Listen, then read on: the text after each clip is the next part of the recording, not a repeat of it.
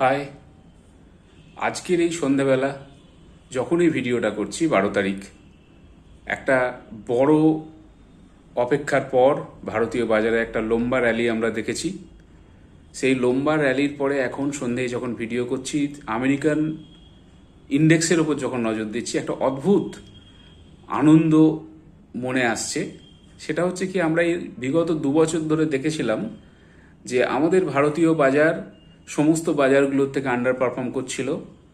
তার মধ্যে আমেরিকান বাজারে আমরা দেখেছিলাম একদম যাকে বলে অশ্বমেধের ঘোড়া ছুটেছে। এখন আমেরিকান ইন্ডেক্স S&P 500 এবং ন্যাসড্যাক একদম মিউটেড ওপেনিং হয়েছে আজকে।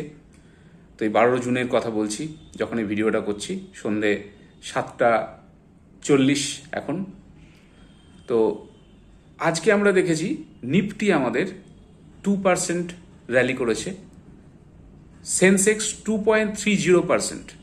মানে বহুদিন পর, সেই ইরান যুদ্ধর আগেও যদি আমরা দেখি এরকম লম্বা র্যালি হয়েছে, তো ইরান যুদ্ধের পরে এরকম একটা রিলিফ র্যালি একটা আমরা এক্সপেক্ট করছিলাম। অবশ্যই আগের যে ভিডিওটা আমি করেছিলাম সেখানে তো বলেছিলাম যে ট্রাম্প আবার যুদ্ধ শুরু করতে চলেছেন, কিন্তু ট্রাম্প যুদ্ধ শুরু করতে যখনই যান আবার তার কিছুক্ষণের মধ্যে যুদ্ধর পরিবর্তে শান্তিও ডেকে নিয়ে আসেন। কাল রাতের দিকের একটি টুইটে আমরা দেখতে পেলাম, বা তার যে পোস্টে আমরা দেখতে পেলাম, তিনি বলেছেন না, আমরা আক্রমণ আজ করছি না। গত রাতে নাকি ম্যাসিভ একটা ইরানের ওপর অ্যাটাকের সম্ভাবনা ছিল, গতকালের বাজার আমাদের তার জন্য জিটারি ছিল।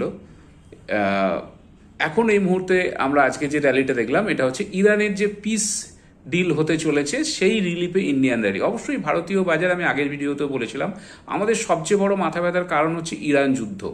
এই ইরান যুদ্ধের ব্যাপারটা থেকে যদি থেমে যায়, আমাদের ভারতীয় বাজার কিন্তু সমস্ত দিক থেকে ঠিকঠাক আছে, র্যালির জন্য প্রস্তুত। তার কারণ উল্টো দিকেও আর একটা ফ্যাক্টর, আমেরিকাতে যে এআই বাবেলের যে ব্লাস্ট করার সম্ভাবনা তৈরি হয়েছে আমরা দেখছি। আজকে স্পেসএক্সের আইপিও নিয়ে প্রচুর কথাবার্তা হচ্ছে, স্পেসএক্সের আইপিও ডেবিউট করছে, তার সাথে সাথে আসছে ওপেন এআই এর আইপিও এবং অ্যানথ্রোপিকের IPO.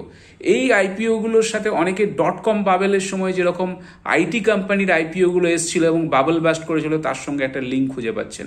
AI valuation peak of the মানে সিজনে রয়েছে, এআই র্যালির সিজনে রয়েছে। তার সাথে সাথে এই সমস্ত এআই কোম্পানিগুলো হিউজ ভ্যালুয়েশনে, স্পেসএক্স অবভিয়াসলি শুধু এআই না, এটা স্পেসের কোম্পানি, এলন মাস্কের আমরা জানি, কিন্তু সেটাও খুব রিস্কি। অ্যানথ্রোপিক, ওপেন এআই আসছে। তো এক্ষেত্রে এআই নিয়ে যে একটা সম্ভাবনা, আমি আগেও বলেছি, ইন্টারেস্ট রেট আমেরিকা যদি বাড়ায় সেক্ষেত্রে বাবেল বাস্টের প্রচুর সম্ভাবনা আছে, সেটা ভারতীয় বাজারের জন্য খুবই ফেভারেবল হয়ে উঠতে পারে।